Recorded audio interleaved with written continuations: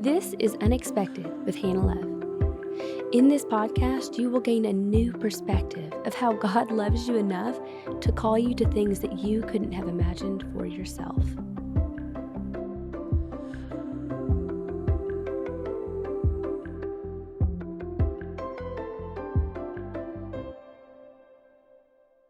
Hello, everybody. I am thrilled to welcome a special guest today. We have Rachel Cruze. Rachel, thank you so much for taking time. I know that you are slammed. It's the holiday season. You have so much going on, and you took time to come out and hang out with us and just share a little bit about your story. Rachel, you are a co-host and a host and an author.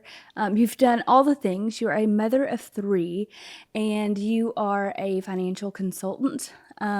There's nothing that I have seen that you can't do. You get up on stage, you encourage people, you advise people. I'm just totally in awe that you're doing it all as a mom, as a wife. And really you are doing it in a way that is God honoring because you bring biblical principles into all of it. So I love that. Rachel, welcome and thank you for joining us. Thank you, Hannah. Thanks for having me on. I so appreciate it. I love getting to hang out with you. So this will be so fun. It's going to be great. Well, I love to do this as soon as we start with folks that come on. I'm going to toss it over to you, put all the pressure on you, and let you start and share your story from the beginning. You help so many people. Your reach is far and wide. And one thing that I do love to pull out on this show is how God works in the unexpected, how God uses the unexpected people to do it, but also how he gifts us and equips us for things that we love and that we're good at. And we can use those things wherever we are in life for him and his glory. Like it can be the marketplace. It can be in motherhood. It doesn't have to be a pastoral position. So I love that. And that was one of the reasons I wanted you on here because you are so inspiring in what you do. And again, you bring biblical principles into it. So I'm going to throw it over to you and stop talking. Just share about your story and don't leave out any fun details. Throw it all in there. Oh gosh. Okay. So, I look at my life today as a mom of three, what I'm doing career-wise, from my faith journey to personal work. You just kind of look at where I am presently. And I think it was Priscilla Schreier said it in Discerning the Voice of God. She was like, so many times we often don't even know it's God's voice until we look back. And looking back, I think, is so important. And so when I look back on my story, it is so evident to me that God laid these stepping stones, open doors, closed doors. I just look back and I'm like, how I got here today really is the work of him within side of me, but then also from just opportunity standpoints, family opportunity standpoints, all of it. So I was born actually the year my parents filed for bankruptcy. So I was born in April and they filed in September. And I say all that because that was really the starting point for my dad, Dave Ramsey, to understand how does money work. And so that plays into my story so often, not only just how I grew up, but also just the environment in our house of realizing what's important when everything is stripped from you and there's a complete downfall. Like you just changed course. And my dad was a new believer at the time. And so it was an interesting combination between spirituality and what mistakes you make right here on the earth tactically with money. And it all kind of collided. And so for him, it was this journey of figuring out God's ways of handling money. And so that's kind of what started his career. And then you fast forward, a decade and a half or so, and I'm in high school. And we always kind of grew up in the family business. Whenever he was doing events and that kind of thing, we were kind of just drug along. It was just what you did. Right. And I remember being 15 at one of the events, and he would do these big arena events on Saturdays. Events have changed so much, I feel like, even since COVID. But back in the day, back in like the 2000s, it would be these like arena events, and it would be long, 7-hour financial events, which is so funny, all across the country. So there was one, and it was probably like 10,000 people in this arena. And one of the guys that was working for him at the time was mentioning to me, because I was working one of the back book tables, just said, hey, Rachel, you could get out on stage and talk about growing up as Dave Ramsey's kid and what you guys have learned when it comes to money. And we had some kids' products at the time. He's like, and you can pitch the products. Like that would be incredible. People would want to hear from you. And we're thinking, there's no way I can go out on a stage like that in front of thousands of people. I was like, no, no, no, no. And so he kind of kept bringing it up, and then someone else. Anyways, long story short, I was like, okay, I'll try. I'll do it. And so at 15, I went and I, did this like 10-minute thing. It wasn't even anything big, but I remember getting off the stage and actually enjoying it. I remember thinking like that was so fun. And so many adults in my life at the time really stopped and they were like, okay, if that was fun for you, that's a unique gift, because most people, they're terrified of public speaking. And the fact that you were somewhat comfortable, like, think about that, realize that. So throughout high school, that's what I did. That was my job. I would travel with him to these events and I would work the back book table, and I got a cut of whatever I sold at the table from my sales pitch, right? This is very entrepreneurial family. It's very much of that. I love this. And so then I graduated, went to college. I went to the University of Tennessee and kind of just did the college thing. I did Young Life. I was in a sorority and just, enjoyed life and didn't think much about it. But towards, junior year, senior year of being in college, starting to talk to my own peers about money. People, were signing up for their first credit card. Some of them had taken out student loans. So they're talking about the repayment. I don't know, just the money conversation started. And I remember thinking at the time, I was probably 19 years old, thinking, I don't know everything. I don't know a lot. Right. But I know a foundational knowledge when it comes to this specific subject in life because of how I grew up that I really think could help them. And they weren't asking and I wasn't throwing, my opinion in. Right. But I just remember that coming up in me, which I think was the Holy Spirit saying, yeah, Right. there's something here, something different. You recognized it. Yes, about your story and your experience and, what a gift that could be. So when I graduated from college, I went to mom and dad and I just said, hey, I think this is what I want to do. I want to try this for a job. I would love to talk to high school students and college students and talk to them about money. And I want to do like high school assemblies. I had this whole like picture in my head of what this could be because, again, I think at the time I realized, golly, I had such a gift, such an advantage of just the knowledge of what to do and what not to do. And if people can get that early and not make devastating mistakes with their money, like my parents had to an extreme of bankruptcy, they could avoid it, right? And knowing like this is what we hear every day on the Ramsey Show of people just struggling with this subject specifically with money. So yeah, and I remember dad was like, well, if you're going to come work here, like it's going to be hard. Like you're starting below the ground. Like you're going to have to work harder than everyone else, even just to gain a level of respect. Like if you come in as the boss's kid, right? So it was almost this, not a discouraging, but it was a reality check of like, you have to be called to this because I'm not going to have my kids working here and you be miserable. And like, we're not doing that. We're not doing that kind of family business. Right. And I was like, no, I think this is really what I want to do.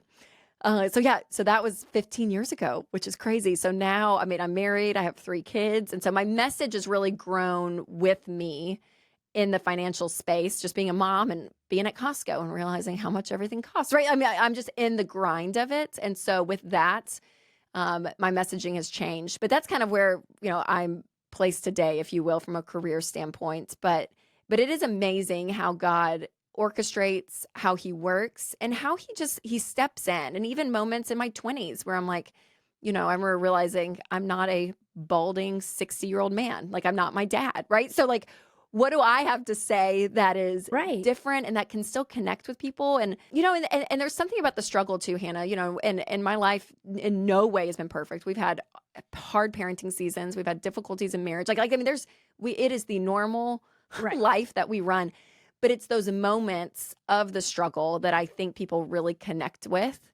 And being able to be honest, even with the subject with money, that it is difficult.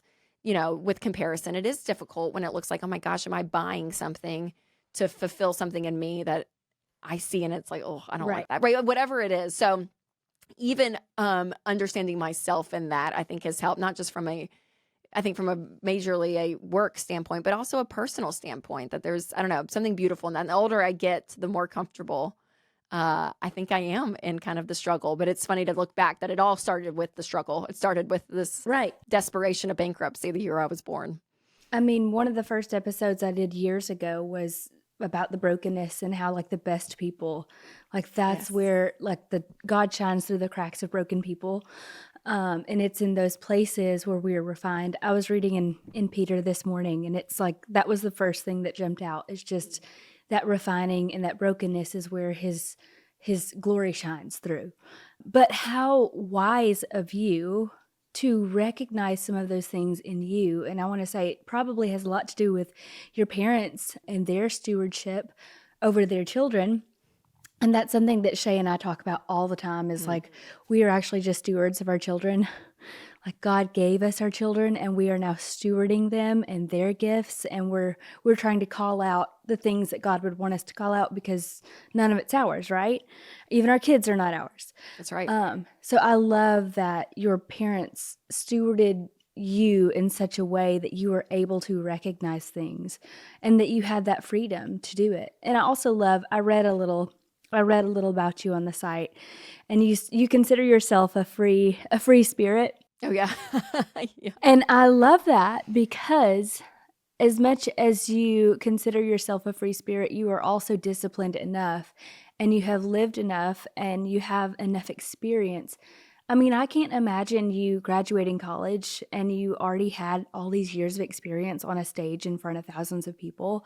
Like you're already leg up over, people entering the workforce, but then starting where you started in your dad's company and then having to prove yourself. Like I can't imagine the scope of pressure and expectation from other people outside of your family. Well, yeah, and that's what's that you interesting too lived is, with. people are like, did you feel pressure or do you feel like you're living in a shadow or, whatever the, the idea is. Right. And I give mom and dad such credit because I'm like, they, again, if anything, discouraged it for like for a second, right? Where it was like, and dad never, from his standpoint, from a job perspective, he never flooded us with this level of expectation of perfection of how we handle money. Because there could be that weird pressure of like, oh gosh, if you're Dave Ramsey's kid, is there you're Right. perfect with money, right? I mean, we made mistakes and there was no shaming. It was just like, it was a very normal when it came to, normalcy, which I so appreciate because in everything and any other part of life, I mean, this is money, spirituality, politics, sex, like whatever, throw in the big topics of life. And learning from them and listening to them and them guiding us, it was always in the ebb and flow of life of the way they parented and including money. We never had this like people think we had like mutual fund birthday parties as kids and like all this like we were crazy, obsessed with money. And we weren't. And at the same time, it was same with jobs. Like it was like, yeah, this is a part of you, but it's not you, right? And there is It's a not your fight of identity. identity in that, which is really Right. big. And especially if there's any level of like a front-facing career, there's that idea. And I don't know, it's a disciplined process, I think, from a spiritual aspect. But that is one thing that I've worked on because I know myself, and I'm like I say it all the time, and Winston, I say it. We're like, if everything hits the fan and we got to, sell our house and move to a 2-bedroom or like whatever may happen. Right. And this whole world that we know collapses around us. Like, are we still okay? Like, right. There is something about this foundational, right? Which honestly, the anchor is Jesus in that. I mean, it really is. Like, there's something to be tethered to, which is so bigger than me. So, you know what I mean? And bigger than a job, bigger than parents. I mean, everything. It's so, I don't know. There's something there that I think is really crucial. But mom and dad, I think, laid very much a foundation for that and walked out that example. And more is caught than taught with parenting. Like, we know this. Our kids are watching us. So I do think that there's something there that's really healthy, and not that they did it perfectly, but I think setting us up well in that way was important. I love that. I have a favorite quote, and it's, you teach what you know, but you reproduce who you are. That's good. And I Yeah. think about that in parenting all the time. And I heard it before I was a parent, but then becoming a mother, I'm like, whoa. I love that. And would you say, I think that you're just the perfect candidate to ask about identity, because I think that's like a number one thing that I probably hear coming from women, a lot of women, it's mostly women that listen to this podcast, is it's an identity issue. It's purpose and identity. And I think that's something that everyone across the board struggles with. Our generation and younger, I mean, it doesn't have to be our generation, but Yeah. it is a struggle. It's identity and it's purpose. But how would you say, do you think that there was a pivotal moment? Because a lot of people I talked to on here had a rock bottom moment, or a very like, like, I don't know what to do. Like, it was just a pivotal, life-changing moment where they had the chance to either look up and be like, all right, God, like, what do you want me to do with this? Or I'm going to try to figure it out and then learn the hard way. Was there a moment like that for you where you had to discern between this is what I want to do with my life, but it's not my identity? I guess is the question. Yeah, I'll be honest, I don't know if there was like a single event. Mm-hmm. There's not one that I'm like, "Oh, that's specifically what happened." For me though, there was always this like, you know, trimmer of my personality, and I know myself well enough to and there were seasons where I looked back and I was like, "Oh god, I was in an unhealthy spot there." Mm-hmm. Like, and what's interesting is, our attachment in life, like what we attach to is very evident of who we are and where it is, right? And a lot of it comes from insecurity. A lot of it, and the hard thing with all this too, Hannah, I've done so much therapy. I feel like in the last I 3 know years of I my have life that I was too, like, so oh my I gosh. love this talk. But it is. It's so, and some of it's so subconscious, and it's a choice to tap into that part of yourself and to choose to actually do the work to realize, okay, I feel like, I went to this thing a few weeks ago and I told Winston, I'm like, I feel like a 15-year-old. I feel like I'm so insecure. I'm walking in and like it was this whole thing, but I was like, I'm still gonna do it because normally I'm like, oh, I don't feel good. I'm just gonna stay home. The 3 kids need me home. You can find the thing, but I'm like, but I learned that if I can identify how I'm feeling in that situation and why, and I'm like, and it takes me back. I'm like, oh, I know exactly why. I can picture Rachel freshman year walking in the cafeteria, or like you can pinpoint to these ideas, but Exactly. understanding that, I think, and choosing to go there, which is the hard places, right? And that's kind of a silly example, but we can do this in hard seasons of marriage or, pinpoint whatever it is. And it's like, oh yeah, that is really what's going on in me. And my personality is great at finding the good parts of life, The right? And like, positive. yeah, yes, very much so. And I'm like, why would we choose to be sad? Why would we choose to sit in pain? I mean, Yes. I'm a fixer. Oh, that's bad. Okay, we'll make a different choice and we will keep moving on. And there's a time and a place, right? We can't just like sit here and like loathe our lives. Yes. But choosing to sit in it, I think is Yes. so key because what it does is it exposes the parts of us that we can't hold together. That's right. And then that's where, honestly, understanding that is where Jesus comes in and being able to acknowledge it. So again, I've had moments of all of this that we're talking about sprinkled throughout. I would say probably more the last decade. I think probably in my mid to late 20s is when I really started Motherhood recognizing does things that. in me. Yeah. Where I was like, oh man. And again, it's one of those things you choose like, okay, am I going to choose to work on this and actually dig in and understand where is this coming from and why and That's all right. of it. And my husband's done kind of the same type of work, and all of it is so beautiful because it is it is so honest, Mm-hmm. which is so scary, Yeah. but yet it is a deeper way to live, if you will. I think from a spiritual standpoint and a relational standpoint, that's worth it. So I don't know if that does not answer your It question. So, does though. but it's choosing in those moments where things come up in us Mm-hmm. and we can move on. We can choose to like make a different decision and just keep moving, or we can choose to actually stop and understand ourselves and what God's doing. I love that. And so many people won't do that. Shay and I have done lots of work on ourselves personally and then in marriage, and we did an intensive. So we did a lot of this unpacking in front of one another, Yeah. which was it's like a whole other level of vulnerability because you're like with the person that you're married to, and all of a sudden you're like talking to your 13-year-old self, and Yes. Yes. like Totally. things are bubbling up. So I love that you're talking about it because so many people, A, either don't have the awareness or B, don't want to know. Yep. They just don't want to put Yes. and I think too that there's probably an older generation that is more prone to sweep things under the rug and let's not talk about it and let's not think about it and let's just, Yep. you know, Yep.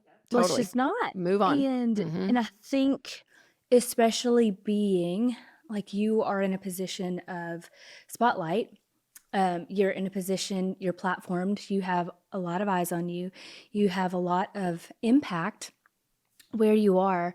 And I think that if you have that foundation like your parents laid for you, the best thing that we can do to honor that position that really God has given us is to stay in humility, right? And Yes. that's what I hear, is that you have been aware enough to be like, man, like I can look back at that and be like, dang, like what was that? Mhm. And why did I react that way? Why did I respond that way?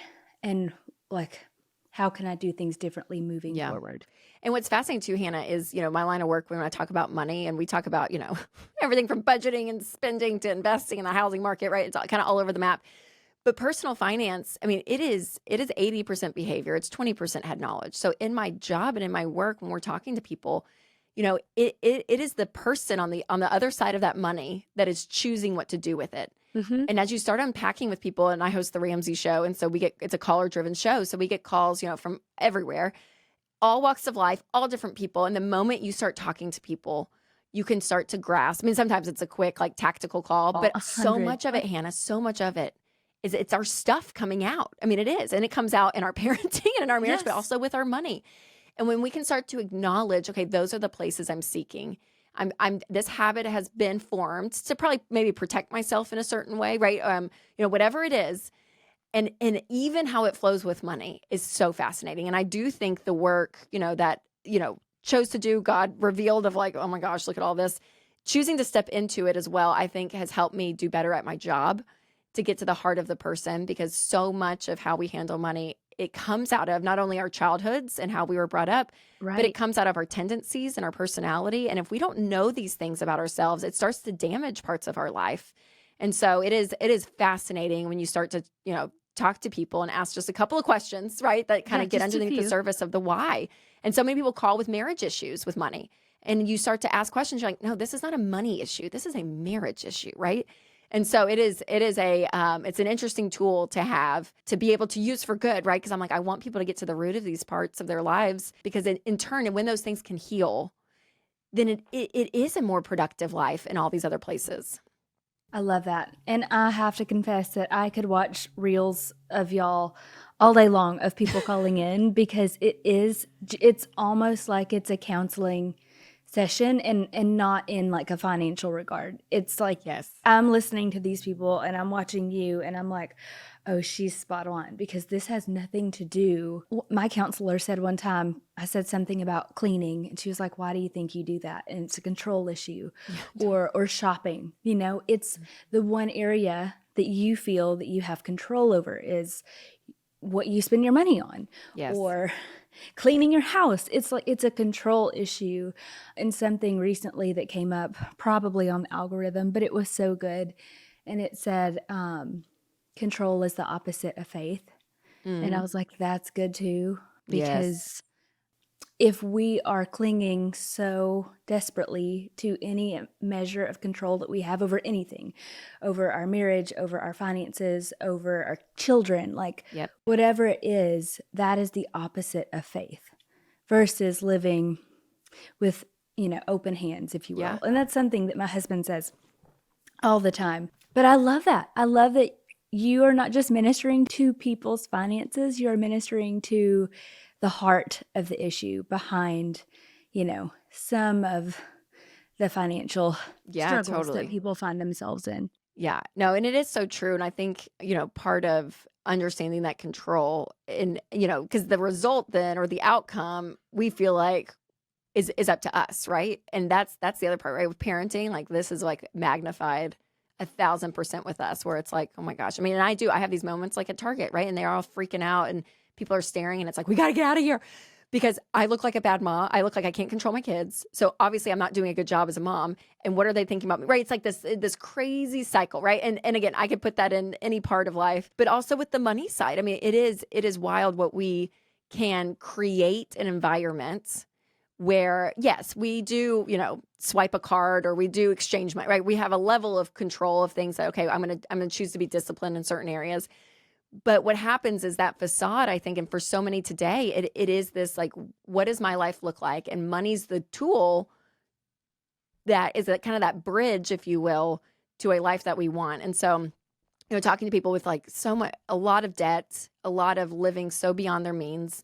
And for some people, I think it's been a hard time financially in the last couple of years. So for sure, Sure. like inflation, like we can get to that. But there's also this just like creeping comparison, this creeping expectation of what my life should be or Should look look like. like and look like. Yeah. And money is that tool to get you what you want on the other end, kind of like that control we're talking about, that I want to control the outcome and I want to control what this looks like. And so I'm going to use money to get that. And the problem is too, Hannah, like you get to the other side of all that and we have so much crap, maybe nice cars and houses, whatever. But at Right. the end of the day, it's just stuff. And then the sick thing is, that newness wears off, and in 2 to 3 weeks, it's like, all right, what's my next thing, right? And going back to that idea of that control again. And when you can like lay all that down and actually choose to like do something different and actually say, what if that outcome that I was chasing for so much, what if that didn't happen? And what peace comes with that, right? When you let go of that outcome, like there's such peace, such peace. And so it's a balancing act for sure in our heads from a mental standpoint and a spiritual standpoint, but it is wild. And I'm as guilty as anyone when it comes to money and all of this. I love that. Well, part of the reason that I love what you do so much, and you in general, is you're so relatable. Like you just tie in every day, all the things, mom, real life, like we all put on our pants one leg at a time, people stuff. And I think that is just another, attribute to your success, is because people recognize not just your vulnerability, but like you're just real and you're like, hey, we're all just doing the very best we can. Yes. But it's so good. It's so good too. And I also love that you're pointing this out, because Shay and I he's hopped on a few times with me. People are just fascinated by this industry and what he does. Yeah. So we talk a lot, and we've shared a lot about our marriage and some of the stuff that we've gone through, and him in particular. And part of his healing and therapy, he kind of had a breakthrough a few years ago. And it's just like, in this industry and what he does, he can chase the accolades or the awards or the success, worldly success. What is that even? It's subjective. Right. And he can do all the things, and he can reach each mountain top. But at the end of the day, there's just going to be something else to chase. Like, yes, there's the grass is always greener on the other side. And so he had to hit his rock bottom moment. And he tells this story about how, Asher, when he was little, runs by and he's like, Daddy, chase me, get my tickles. And like, there's a Grammy sitting on the shelf above him. And he's just like, literally like, and I think it was Holy Spirit was just like, what are you chasing? Yeah. Yeah. Like, what are you chasing? Yes. And he just wept. He was like, like, there's all the stuff, but then like, what's really important in life? And yes, it's like, totally. This little and I boy. think and I think that's the key too. It's so much about the motivation. And I think it's such a hard balancing act to realize, like, in my world, we talk about, stuff, buying stuff, right? And I'm like, stuff is okay. Stuff is not bad, right? But it's okay to have nice stuff. Just don't let your nice stuff have you. Exactly. And it has you, from a money perspective, when you go into debt for it, you don't own it. And then also when your identity's wrapped up in it, right? And the same with, with work, right? And it's like, getting Grammys, or like for me, hitting the New York Times bestseller list, or like whatever the thing is, like those are not bad things, right? They are not evil in and of themselves, but it's us. Like, what is the motivation within us? And what is our expectation? What is our false identity, right? Wrapped into all of that. Because again, back to it is so disappointing, right? If that's it, and that's what you're chasing. Yes. And I mean, for me, same thing. It's like not a Grammy by any means, but like, right, you hit the Times in a book, right? Your book goes a bestseller, and you wake up the next day and you're like, oh, I haven't changed. I felt the same getting married. I remember getting married and waking up the next day. I'm like, oh, I'm still me. Oh, that's weird. Like, you feel like something in you is going to like magically shift or change. You're like, oh no, it's literally still me. And so there's something to that I think is so important for people to grasp onto. And for some people listening, it may not be, a certain list or an award, but I would say from a financial standpoint, a lot of people, the finish line continues to move. And if I think if I could just get that car, if we could just go on that trip, that I keep seeing, if we could just get our kids in that school, if we could whatever it is, there's always a thing out there. And we really believe, you get it. And then it's like, oh, okay.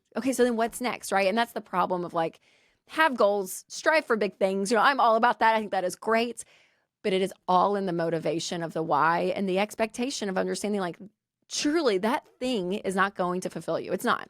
Right. It is so disappointing It can be so disappointing. That is the truth. And I like that you're pointing it out because, Shay and I get to talk about it on our end, but it's nice when you hear other people and not only in what you do, but like hearing the stories of people that you Yes. help that have chased it their whole lives. And we have always said, I'm thankful that we were in our late 20s having this conversation and having these realizations versus like in our 60s. And we're like, wait, where did all the Oh, yeah. time go? Our kids are grown. We've missed it. We missed it. And I Yes. think at the end of the day, that is for us, like, that's the question that we ask ourselves is what are we going to miss by chasing these things if we're not here and like doing the very first thing that God has called us to, which is being parents and being in this marriage and setting an example for our children, because you are where you are, Rachel, because of the foundation that your parents laid for you. That's right. Yes. Yeah. Yeah. Um, Yeah, and and I would this, say to, moms listening, maybe, I think there's seasons too of life that are so, or this isn't just excludes moms, this is everyone. There's seasons of life that are demanding, right? There's things that come up that you're like, okay, we have to do this. And that can be like a scheduling, idea. That could be we have to work because we are, and again, in my line of work, it's like, maybe you take an extra job to get out of debt or like whatever the thing is, right? There are Right. seasons of it. And I think that's what's so important to point out. And that's what I've had to do as well, because you'll have these guilt moments of like, oh my gosh, am I like, X, Y, and Z working too much or whatever it may be. And then I look back and I'm like, but can I set my life up as much as I can in a way that Right. a pattern, that there's a healthy pattern, a Yeah. presence there, right? That doesn't mean that I'm never going to travel. I go to New York tomorrow actually to do media stuff, on Wednesday. So like things are going to come up, right? It's this, Right. there's not this utopia that we can live in because that's not realistic. But yet, what is the pattern? What is the normal baseline of our life and our connection with our kids? What's the normal baseline of quality time? What's the normal baseline of our marriage, of our of our kids' lifestyle, even, right? Like, what are we setting up for them of what we're buying or experiencing? Like, Yes. what's the normal baseline? And so, but you're exactly right. I think that we are able to choose that as much as we can, and the more options you have to be able to make those choices, Right. and to free yourself in a Yes. place. And again, people from a financial standpoint, that is what harbors them so much, is because they're like, we have to make these bills.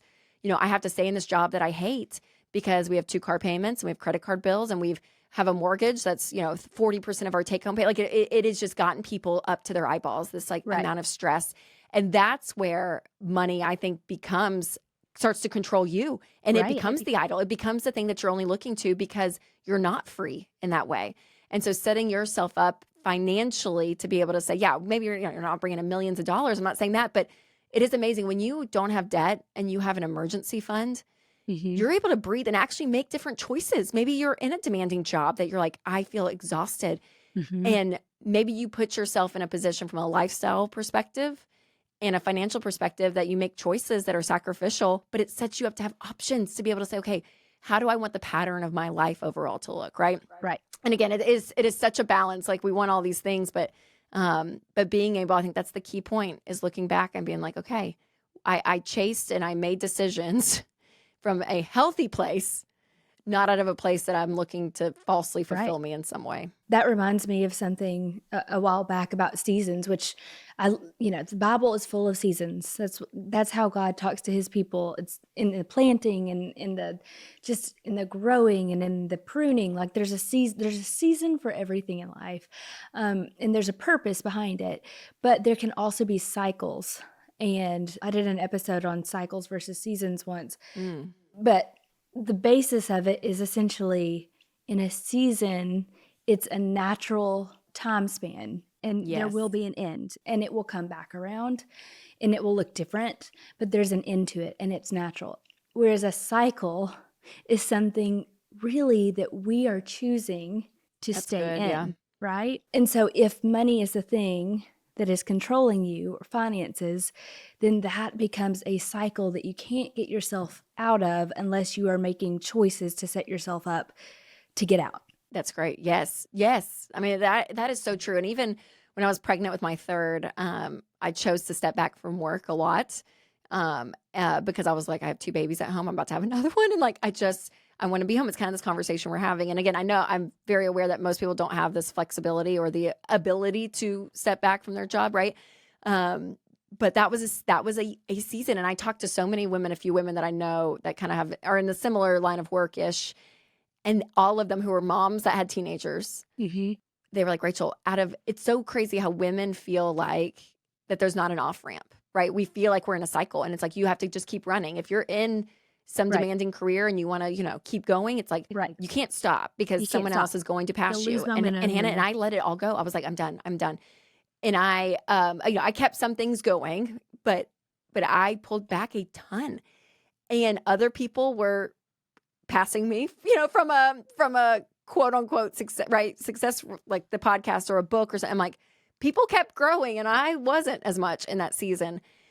But I was like, it's everything we're talking about, that I'm like, I don't care. Like at that point, like I will get back into it, and I will keep running that race, because I really do feel like God has called me to this message and in this space. But knowing that it was a season, and that's the permission I think so many people need. And I think that's a beautiful picture of that season and cycle. But I'm like, it is for a period of time, and maybe you look and you're like, oh no, this is exactly where I want to be for a longer period of time. And that's great too. You're an adult. You get to make that decision, right? But this feeling like we just can't slow down or you can't stop. And that goes for anyone. And that is such a lie. It is such a lie. Mm-hmm. I love that. I love that so much. And I actually laugh and tell people all the time, I'm living in a bubble. 7 for 22 months, and then we're due in January. So I'm like, we're living in a bubble, and with each baby, I feel like the bubble's just like expanding just a little bit. Yes. However, and again, like you, I'm so privileged to be able to be home with my children and to live in a bubble, right? But I will never for a moment think to myself, oh, I wish that I could be out doing this, this, and this while I'm in my prime. Right. No, Yes. because for me, my children have one childhood. I mean, and I know that's everyone, but just if I'm talking to myself, I'm like, my kids get one childhood. That's it. Like they are going to be this age one time ever, and I'm not going to miss it. And whatever that looks like for me, this can be a season. And I don't really care how long that season lasts. And it's really hard. And it can be isolating, and it can be lonely. And you can have questions about like, am I doing the right thing? Do my kids even want me to be here in this season? Yes. But it's that self-awareness and that evaluation of like, what is the most important thing to you? What can take a back seat? Because guess what? A career can always be picked up later in life. Childhood can't. Like it's here and it's gone. So I think having that perspective of like, what's really important? What are my priorities? What example do I want to set for my children? Mm-hmm. Because let's be honest, it's like you said, you can teach until you're blue in the face, but our children will follow. Totally. And I would say too, follow what the Spirit is saying. Like there is so much grace with where you're at, right? Like there is, understand that inkling. And I think that's part of what we were talking about earlier, like quote unquote, doing the work or whatever that phrase, everyone's like, do the work. But there's something about tapping into that part of yourself and to know, okay, is this God speaking to me? Is this unhealthy ambition? Is this pressure from this side telling me, oh, this is what it should look like, right? Like there's so much out there. So I do want to say to women listening, like, I know women that are killing it as a mom, and God has called them to some demanding stuff outside of that for a season, right? Or for a time. And that's beautiful too, right? I'm like, there is so much to hold in that, and not to like box God in. And that's one thing, Hannah, I feel like the last 3 years, God has exploded like this box that I subconsciously, I think, put him in, didn't even mean to.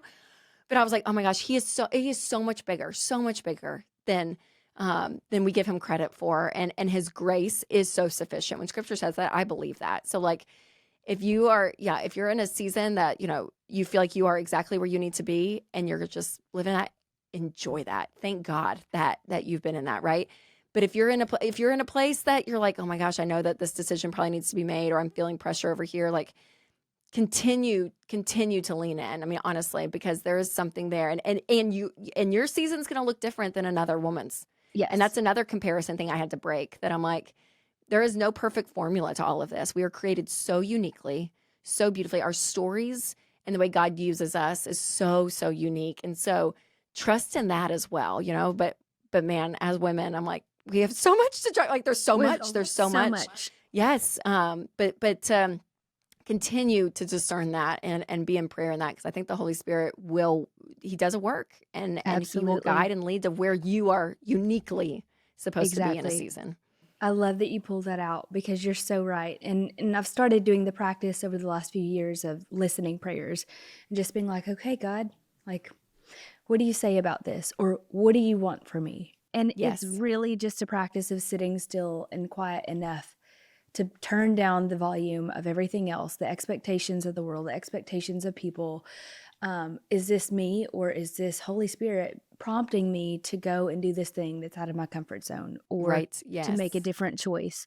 And if you will give him the space, like God is begging, God would love for his children to come to him and have this conversation, and he will guide you. He will give you clarity. Holy Spirit, like, he's our counselor, right? That's Yes. why Jesus said that he sent him, and our comforter too. So I love that you pull that out. So important. Every decision to be guided by Holy Spirit and to tune out the rest of the noise, as hard as that is Yes. for I women, know. because we have career world children. Yes. So yes, totally. Yeah. And even in the church, right? I mean, like there's certain Yes, pockets where it's like being pulled, and it's such a fascinating life to live. I feel like, cause I'm it's like all these different fascinating. worlds and the way people think or feel about certain things. I don't know. It is. So that's why I'm always big on like, you have to put the blinders on in life. And if you're married, you and your husband, you know what I mean? Like Yes, being so connected and in a lockstep. partnership too, is so helpful because I lean on Winston and he leans on me too in all of that because, some of these are big decisions we're talking about in this conversation, right? So I'm like, there is something there to, have the discernment of others in your life as well. But his grace is so sufficient in I those love it. seasons. Rachel, it's all so good. Tell me a little bit about your newest book, because I know you have three and they're all children's books.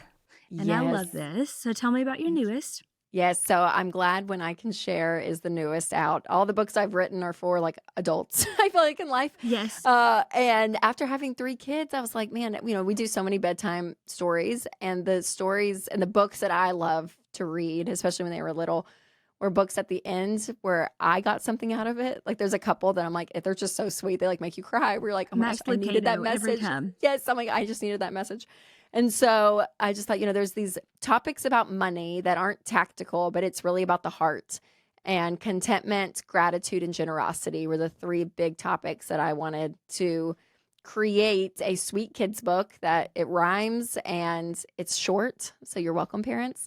But I wrote three on each of those topics. And this latest one, it's the last one of the series, is the generosity. But as I started writing it too, I was like, these are for little ones. So, when you're, reading it to, 1, 2, 3, 4, 5-year-olds, sharing is really that first step of generosity and living life with an open hand and inviting people in to do life with them as part of the joy of living. And so the sharing concept is kind of what came out of that generosity thought that I had. And so, yeah, the latest one, and it's so sweet and it's such fun topics, I think, too, in an easy way for your kids to grasp because it is big. I mean, these are big topics. You talk about contentment and you're like, yeah, that's a big topic, but it's struggles that I think as adults we can have. And it's just kind of the sweet reminders at the end of what's true. It's kind of what we're talking about, that God's love and what he thinks about us. And all of that trumps so much of the chaos out there of what we're wanting.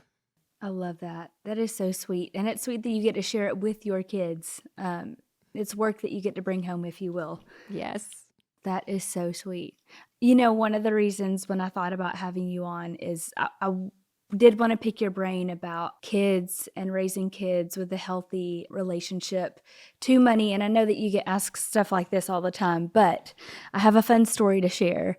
When I competed in Miss USA, they did like a package on all of the states. And so all of the women had a story to tell. And this is the story that they told for me, that I was the girl with the cows because I grew up on a farm. And when I was 10 or 11, I took out a loan from the Department of Agriculture for youth, special program they had. My brother and I each took out a loan for $5,000 or $6,000. I bought 6 cow-calf pairs, and then I paid it all off because with the program, it was very low interest, almost no interest. Yeah. So I paid it all off in 2 years, and then I grew my herd. By And as selling I the cow, or how did you pay it Oh, off? yeah. Oh, no. Yeah. Well, you sell the calves. Okay. Sorry. Okay.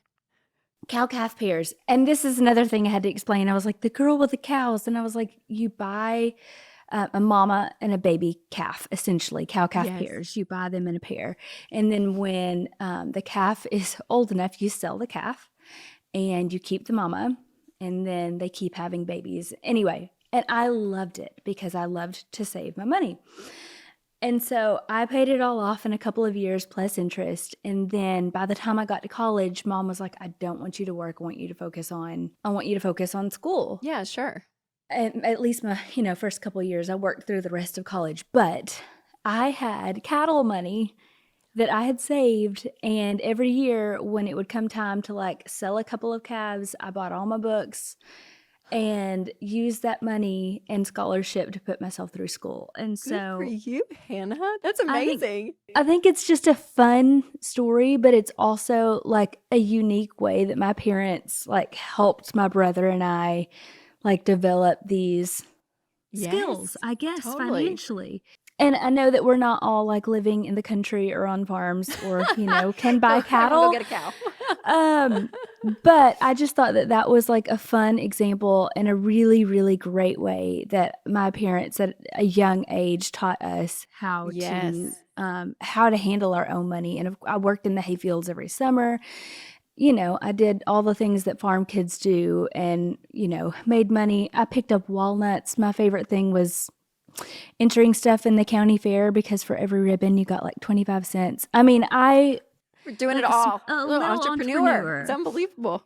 But I loved it. Are there anything, I know that your kids are young, but do you and your husband have anything in place that you're like planning in the future for your kids? Because I know that Shay's dad was like, "You have to buy your first car and Oh, I will yes. match whatever you make," that type of thing. Yep. Yes. We did that growing up. That was our car deal. So we'll probably, do that with our kids. So yeah, I mean, I think when you have little ones, I think that there is something beautiful to connect, which is what your parents did. This idea that money comes from work. Money doesn't just come from mom and dad, right? And so when your kids earn money, I think there's chores they can do around the house because they're part of the family. But when they earn money, teaching them to give, save, and spend, like those 3 things. You can even get 3 jars if you want, right? So it's these small moments. It's the rhythm of life, and I think that's what your parents did really well, is that you incorporate real life into the home and them understanding that. And I think the biggest thing for parents today, it is, setting that normalcy like we talked about, and to understand like, yeah, there's going to be stuff that you get, but also there's going to be stuff that you have to work for. And so, yeah, the big things probably for us, will be the car. I love the idea of paying for half the car because there's some skin in the game for them. And Yes. they kind of get to determine how nice of a car, depending on how hard they work. But Right. also we know they're, 13, 14, 15. So it's probably not going to be a ton, and that's great. So Right. I'm happy to help a little bit too, right? So it's that perfect balance there. But for parents out there, the car's a great one. College is always a discussion, just like we were talking about. So, I always tell parents, once they are out of debt and have an emergency fund in place, funding retirement is the next step for themselves. And then beyond that, college funding is great. If you can get to that step, a 529 is a great option, or an ESA. But sitting down and getting with a financial planner is what I would do, or an investment professional, to look at some of that, because that's one of the biggest hurdles right now is college, which we could have probably a whole episode on these things. Yes. But there's also things parents can do. If your kids are working, and if they earn money and they are taxed on it, they can open up what's called a Roth IRA, which is retirement. But you can open that up early for your kids if they are legitimately working, and you can file a tax report on them. They can put into that Roth IRA as much as they are working, and you could contribute that out of your own money if you wanted to as a parent, just to help Right. something get going. So so there's definitely these like little buckets, but overall, when your kids are under your roof, I think my biggest principle always is that they're going to mirror what you do with money and how you look at money. So if money, just back to our conversation, is the thing that you're chasing, if that is the value and that's what's important in life to you, that's going to be important to your kids, which is which is, it's a lot of pressure on us to say from an emotional, spiritual standpoint, where does money live in my life? Like where have I placed it? Because your kids are going to think that that's the right way. And then also from a tactical standpoint, your kids are watching you when you are spending. They're watching you when you're giving and you're generous. And so that it's a huge mirror for kids. So I'd say the biggest piece of advice always is that more is caught than taught. Your kids are watching how you interact with money, and they're going to assume it's the right way. Yep. That's so good. Man, I'll tell you, when I went to college and realized that finance was just like a what do you call it? It was not a prerequisite. It was Oh, just yes. a, Oh, yeah. I know. Isn't it I crazy was that I'm like, we don't learn to shocked. budget in high school, but we can do like geometry or like, I don't know, stuff that I'm like, we'll never I use had that. all of these like prerequisites that I was I like, know. this is really silly, but why is finance not, because I loved it. I was like, the first thing I want to do is like just go, I don't know, understand this better. I was just shocked out of my mind that is not a prerequisite for college. I know, it's wild. Yeah, there's states now, which granted we've been out of college or out of high school for decades, but now states are starting to mandate it actually. Like we're seeing more and more happen, which is great to have it be a college graduation credit is personal finance. I think it is huge because again, it's stuff that we like every day. It's what we're learning. I'm like, can we learn how to fold sheets well and do a budget? Like what are things like that we practically are going to need every single day? Practically. And and I it's not remember taught. doing my taxes for the first time, and I was like, what is Yes. this? Why has no one, like, I learned the Pythagorean theorem, but I That's didn't right. learn about how I to know. do I had a friend and taxes. she was like a 1099 out of college and she didn't save anything for taxes. And when taxes came around, she was Well, like, I didn't either she was like, because I didn't I know. owe all of this. And I didn't oh know. yeah, I mean, it is. I'm like, oh my gosh, yes. Like it's not talked about. So parents, talk to your kids. I know. Tell them about it. Actually, my parents did say, always out of caution, save 30% of your paycheck for Oh yeah. taxes. Yeah, And I for was taxes. like, Yes. oh, okay. And I didn't know what a 1099, I didn't know what any of it Sure. was. Totally. But by the end of that year, I had put aside 30% of every paycheck, and thank God, because It's hard. And then also, the beauty of learning mistakes as it happens. And that's going to happen. No one's perfect, right? And we're not going to know everything we need to know. Some of it, life is just it's a teacher. So life is its own teacher. we can learn. I know. It sure is.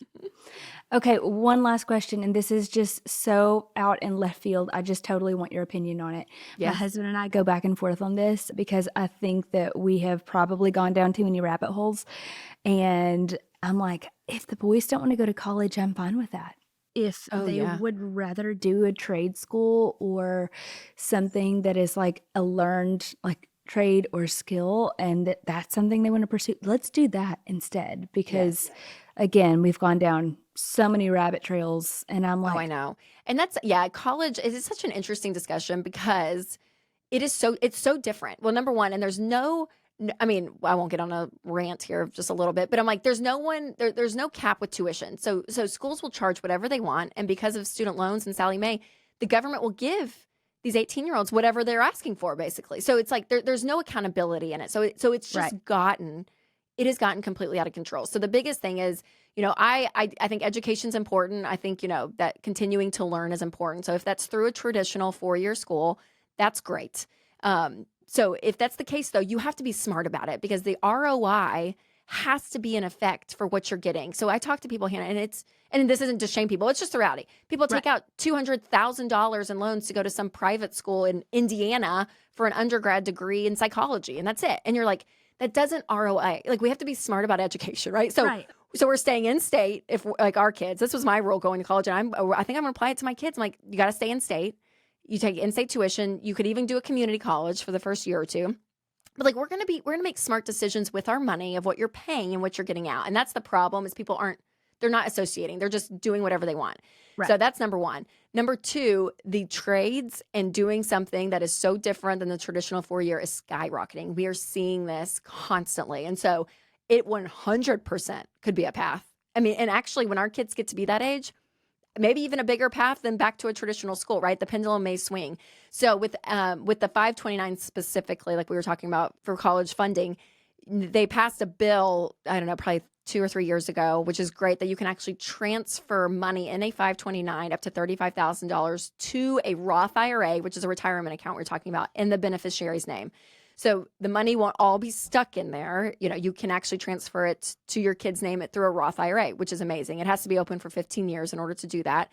But that's a great option. Or if you do have money sitting in an account and the child decides not to go, you can roll it over to different family members as well. There's some things, even if you have foster kids in your home, you can even use it for them. So there's elements there that the money won't be stuck. But to your point, it is a very real and important discussion because we've lost our minds when it comes to education in this country. It is crazy. How are we being dumb about being educated? But we are. People just, it is choosing to do what you want to do. And at 18, Hannah, too. Oh God, I won't get on my rant. But that's the thing too. Parents, step into this conversation. If you do have teenagers, talk to them about this because 18-year-olds, I'm like, their frontal lobe isn't even developed, and you're handing them 6 figures. Some people in debt to go to the school they just want to go to and major in whatever they want to major in. And it makes no financial sense. Right. And then they get out and they get stuck in a job that they hate, but they have to freaking pay the student loan bill where now the interest, they can barely even make the interest payment. So it just creates a disaster. So anyways, yes, go to school debt free. I love that. If you go. I love that so much. And I love it when people get on soapboxes because I also get on soapboxes. Yes, and I know. I mean, I didn't declare my first year because I was like, I don't have a clue. Yes. And I want to take all of these, just to see what my interest is. And then I decided I would be a photographer, and then I got really practical because the money saver in me was like, wait, I will not make money as an artist. I cannot, English, writing, all that. I was like, right. Probably not practical. And I switched to speech path simply because I was like, speech path is practical. Yes. I know I can get a job. I know that there's good benefits. And that's what I did because, that's what I was going to do. And then, life had other plans. I did graduate, but not in speech path. But I digress. It's a fine balance between doing the thing that you love to do so that you're not miserable every day of your life. My mom always said, do what you love and you'll never work a day in your life. But also the practicality of, am I going to be like swimming in debt to pursue something that I think is going to be, better for me economically versus like I hate it every single day. That's right. That's right. Yes. Yeah. The medium is perfect, right? Finding that intersection between what you love to do and you can make money. Yeah. Because you're exactly right. On both extremes are not good, right? You don't want to not be able to feed your family because you're just choosing to do what you love. You can't do that. We're grown-ups. We have to pay bills and pay rent and a mortgage. So there's that side. But then the other end too. Don't just work a job for the paycheck. It's exactly back to what we were talking about earlier, that it is a cycle that it will kill your soul. I mean, it really will. Just chasing the paycheck and that's it. But I think that we live in a really beautiful time where there are so many mediums. And just like you said earlier about God in a box, like there shouldn't be a box for all of us. And I think that we are exiting the age of like the 9-to-5 office job where especially people our age are like, wait, these are my interests and these are my gifts. How can I merge those and do something with that? Beautiful thing. Yep. That is, that provides for my family, but also that I enjoy doing. Yes. So I think we live, as much as we live in a crazy time, technology and times have changed. And I think that it's also a time that's full of opportunity for people to pursue, something that marries everything that God has given them. So I agree. Well said. I think we could get on many soapboxes today, Rachel, but I appreciate your time and I won't take any more, but I'm so excited. Tell everyone where they can find you. You have many shows, you have many books, and you'll be in New York next week. So I'll probably be seeing you on like media rounds, right? Shay just got back from New York. So I'm familiar. So fun. Yes, I know. So I'm on all the socials and on podcasts. I have the Rachel Cruze Show and then the Ramsey Show I host as well. And then Smart Money Happy Hour is another fun podcast that I do with a friend here at work. And it's just, it's very light and easy. One. Yeah, it's just fun. It's a fun little conversation we have just once a week. So you can check that out. And on YouTube, those are all played there as well. It is. I love it. I'll end with this funny story just because it came to me. But Shay has met a lot of people in his life. And we met your dad a year or two ago. And of all the people that Shay has met, he was like, I have to call Dad. I met Dave Ramsey. And I'm like, it just tickles me because, that's where that's the impact that your family has had. He's met so many people, but he was like, I have to call my dad. I just met Dave Ramsey. That's so funny. Little did I know that I sat by you a couple years ago at that Yes, dinner. I didn't that's right. know who anyone in that whole room was, which is just kind of who I am as a person. I'm a social liability, but I loved it. And I found out later, I was like, you met Dave, but I met Rachel. It's so great. It was full Oh, I circle. love it. I know. So I That's loved so it. fun. So fun. Well, I thank you again for taking the time. Thank you for sharing your wisdom and really just encouraging people out there in whatever area that is. If it's getting out of a Yes. cycle, if that is, living below your means, it's just small things. I Yes, know. that's right. And I know you talk about it all the time. So I didn't want to hop on here and just fully go finance on you. But I love to hear people's stories and their backstories and just how God uses them. But in your case, you have really let God use you. And I'm just encouraged by that. And I know so many other people will be encouraged by that. And I'm thankful again for your time. And I'm just hoping that you have safe travels this week. Yes. Thank you, Hannah. Well, thanks for having me on. It's always so fun to be with you. It's been fun. Good luck with everything. Thank you. Bye. Thank you so much for listening today. If this episode has encouraged you, please feel free to share the show with your family and friends. There's a lot of stuff going on in the world today, and my hope is that this show is a candle in the dark.